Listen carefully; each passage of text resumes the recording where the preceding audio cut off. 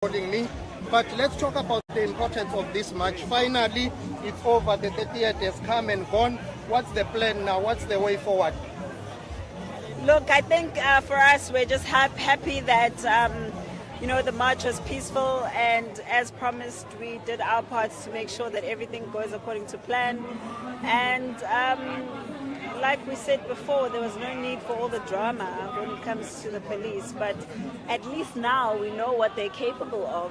So we're asking for those capabilities to get rid of illegal immigrants.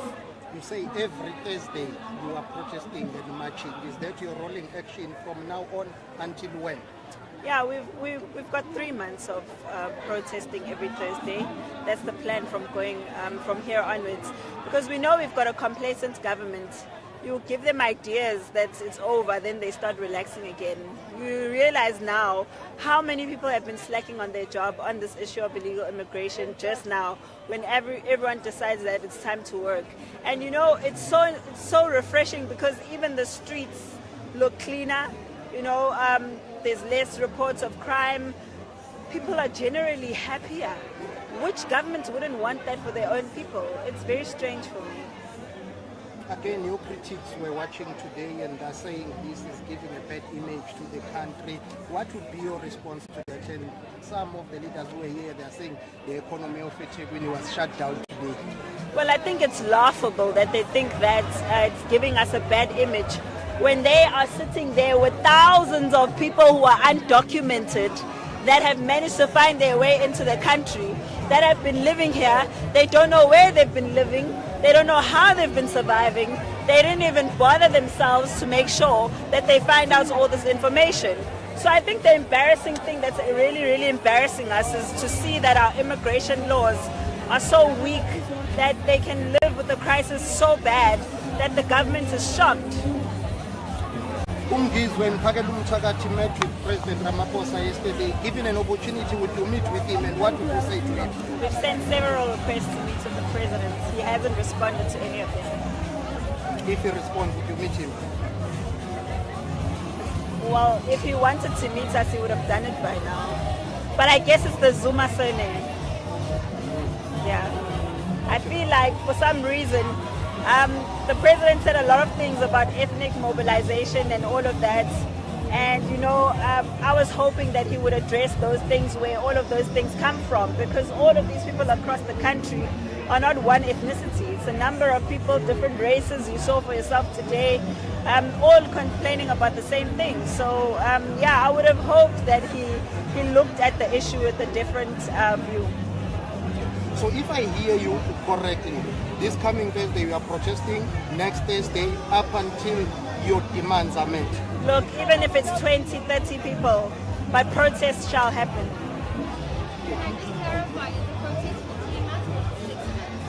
Well, we're giving the government 3 months for the Thursday protest. Yeah, like I said, this thing is like you're in a boxing ring. Can't give out all your energy at once. I guess we did one energy 30th of June. Now we're on to round 2. And then we'll be on to round 3.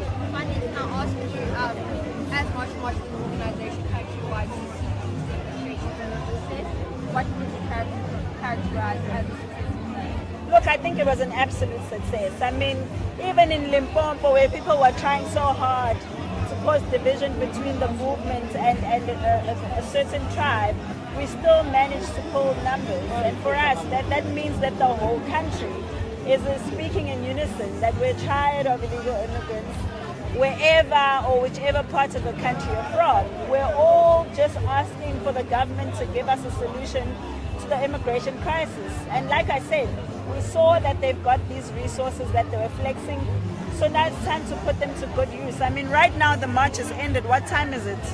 After 4. It's after 4.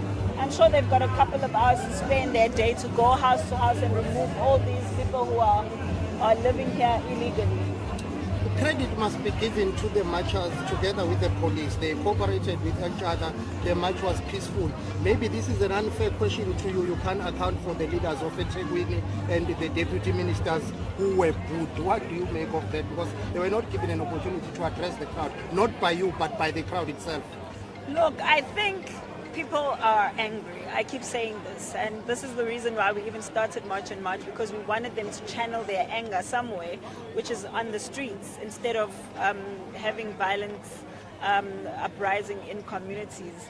So I think we can't, like I always say, no leader can argue with the will of the people. If the people are tired, people are tired. If people don't want to listen, they don't want to listen. We tried, and unfortunately they were not keen. So it just means that it's an opportunity for the city to sit and reflect on themselves as leaders, on why people feel the way that they feel about them. You know, you have to always do some self-introspection, which I think is a big problem in most of our government people and entities. They have no desire to look at faults in themselves. They're always trying to pass the blame to someone else. Exactly what they're doing with March and March. Another question from me. So you celebrated today's demonstration as peaceful, but in Johannesburg, violence has broken out. They've been looting. Yeah. And in Yeoville, police have dispersed rubber bullets. Yeah, with the Johannesburg issue, I'm urging you media people to be very truthful in your reporting. The reason that there was violence in Hillbrow that broke out is because a Nigerian shot a young boy. And that's the story that you should be asking me. How do I feel that a Nigerian killed a young boy in South Africa? Because nobody should be killed. But you guys are so selective when it comes to South Africans being killed that it goes on as if it's normal, you know. But a foreigner, oh God, I'm not even allowed to look at them sideways because the whole world is going to be screaming xenophobia. I'm asking again to all of you in media people, can you be responsible in your coverage of the news? Because if you are covering the story that you're saying by excluding what caused the conflict, it creates a completely different picture. In Pietermaritzburg, we had the same problem, where there's a story of a Malawian that passed away. Nobody should be killed. Nobody. No South African, no Malawian. But there was no mention of the South African that was killed, which led to the people being angry and retaliating. All we saw was Malawian was killed. What about South Africans? Guys, do we not matter? Is our death supposed to just go on as if it's normal?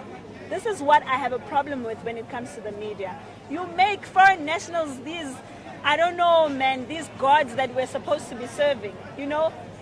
All we're asking is just tell the story as is from the beginning to the end. That's it.